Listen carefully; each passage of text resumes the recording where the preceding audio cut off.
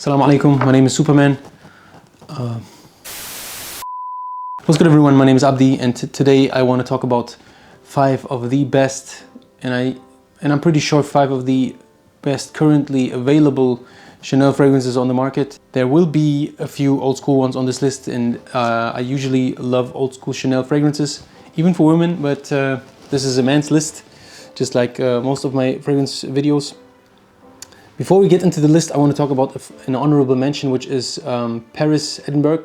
Yeah, Chanel has this line of fresh fragrances. It's called Bleu de Chanel, and there are some very nice ones in there. Of course, it's called Bleu de Chanel, and eau is water in French.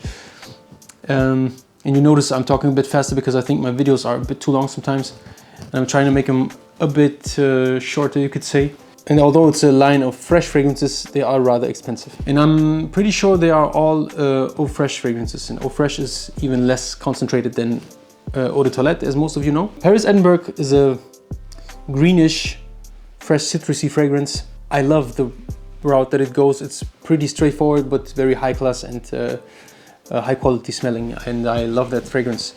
I've tested it a couple of times because I had a sample of it. I don't own it currently, but I might get it sometime soon. Not sure though. That was the honorable mention. Let's get into the actual list. And the first one, no other than the legendary Antaeus.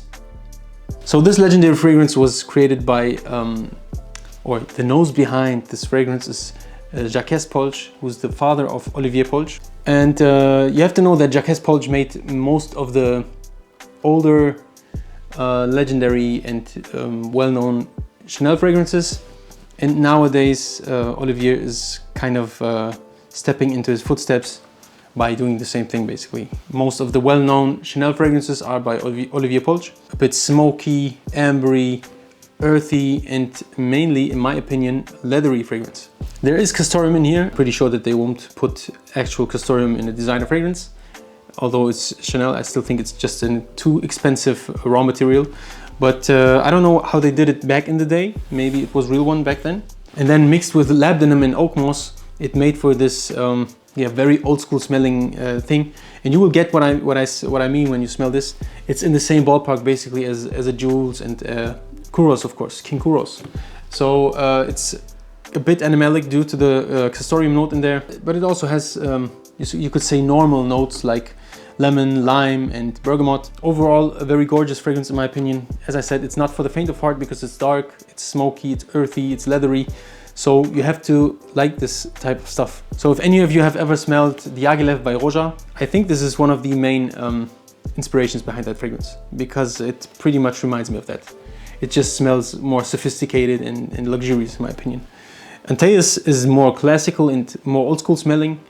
But I still think it's gorgeous. It's one of the best Chanel fragrances ever made in my opinion. Longevity and sillage is monstrous with this one. This is an atomic fragrance even to this day.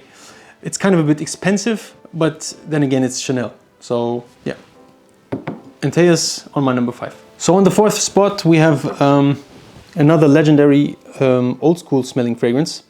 It's not as old school because this is a retro futuristic fragrance, because I think back when this came out, it was ahead of its time and it smelled futuristic due to the metallic notes in there, or there's not an actual metallic note in there, but it's kind of has this barbershop metallic thing going on in there that you get when you have this beautiful mix of aromatic and woody and kind of fresh. It probably smells like your dad's or even your granddad's aftershave at this point. But that's what I love sometimes. So not everyone will love this, same as Antaeus, of course, because they are rather old. But I think they are very classy and I think they have this Chanel quality to them, which I pretty much love in all of Chanel's fragrances. Even if I don't like the profile itself, I love this Chanel thing that they do. I mean, you could rock it as an all-rounder, but I think the performance is just not there to be worn in like fall and winter time. Platinum Egoiste, still a gorgeous fragrance. I still love to wear this, especially in summer. This projects beautifully in summertime. Again, the price is a bit steep. It's not really expensive or anything, but it's a bit steep for a summer fresh fragrance with this type of performance. But the smell is great, so I love Platinum Egoiste on my number 4. So on number 3, there's another fragrance that I don't own currently, none other than Chanel Allure Homme Sport Eau Extreme. And I cannot say very much about it because I've never gave it like a full wear over a full year or something, because it's a very long time ago. I used to own a bottle of it and then I sold it. But I still think it's such a legendary and actually beautiful profile. I just think it's a bit overrated. You could technically say Chanel Allure Homme Sport in general, but the Eau Extreme is just better in pretty much every way because it lasts a bit longer. It's a bit better smelling in my opinion. Simply put, Eau Extreme is just better. If you want to get one of them, I think Eau Extreme or Edition Blanche are the ones to go. Edition Blanche again is a different fragrance, not talking about that one right now, but Eau Extreme. So it's a very simple fragrance, you could say, because it mainly consists of Sicilian mandarin and mint in the top. Then in the heart it's pepper, and then in the base it's woods like sandalwood and cedarwood, and then tonka bean and musk. So it's a pretty straightforward and simple fragrance, but done in a very beautiful Chanel-esque way. And therefore I think it's a very groundbreaking fragrance for its time, and it needs to be included in this list. Could be on your number 1 if you prefer it smell-wise from my number 1. I will probably get it at some point because I love it. I'm not saying it's a bad fragrance, I'm just saying it's a bit overrated in my opinion, and therefore it's still on a great spot on my number 3. Next one is my number 2, which is Egoiste, the classic Egoiste. Again, falls a bit under the radar because it's too old school smelling for most people, and yet again another old school smelling fragrance. And yes, this list consists mostly of old school smelling fragrances because Chanel does them so well. And if you include the honorable mention, which was Paris Edinburgh, these are actually 3 modern and 3 old school Chanel fragrances, so you could order them that way as well if you would like to. I think it's very underrated. I think it deserves way more praise, but I also think it's overpriced simply because it's Chanel, and therefore you could argue again that it's not overpriced, but I still think it's overpriced because Chanel is overpriced in general. But again, I give them the quality because I've never hesitated to get a Chanel fragrance, to be honest. Therefore, I think the price is kind of warranted. So in the top of this fragrance, you have unusual woody notes with Brazilian rosewood and then mahogany wood. Very unusual wood notes, making this even more beautiful. I cannot distinguish those notes because I don't know how those would smell, but the effect, you know.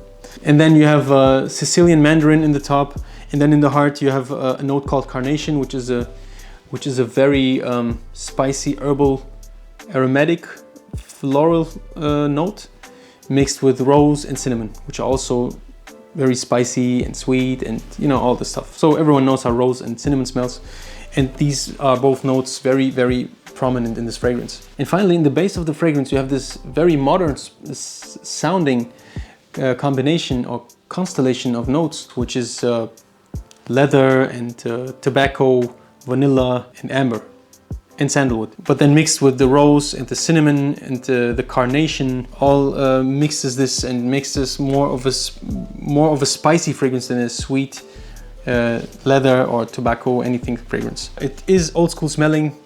It's not for everybody. Again, it's not for the faint of heart.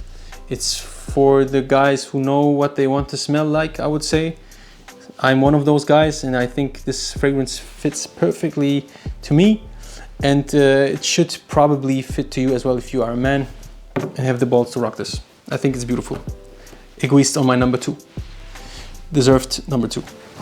And my number 1, of course, it has to be Bleu de Chanel. So this used to be my number 1 favorite fragrance of all time, and it probably is still in my top 10.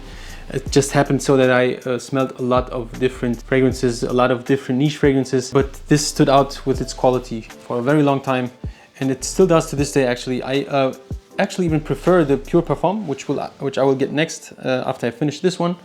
This is the Eau de Parfum, which for most people is the favorite. For me, it's pretty close with the Parfum. I'm not sure, but I love this one. I love the Parfum. I think the EDT is a bit underwhelming due to performance, but for summertime that one is probably even better than this in the Parfum. So what you have with this is tons of grapefruit and lemon and mint and pepper, which is all rather fresh. And then in the heart you have ginger and nutmeg, and then tons of Isoe Super. And Isoe Super is supposed to be this wood molecule that makes women go crazy or something. I'm not sure, I've never tested it on women.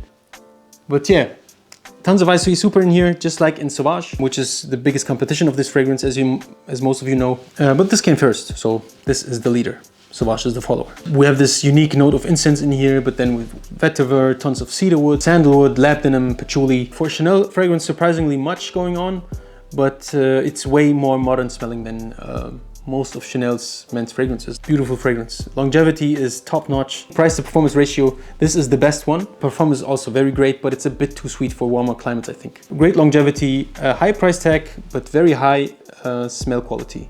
Therefore, one of the best blue fragrances on the market. Bleu de Chanel on my number one. So if you enjoy this type of content, make sure to subscribe to my channel. I hope you enjoyed this video. My name is Abdi, and I hope to see you in the next one. Bye bye.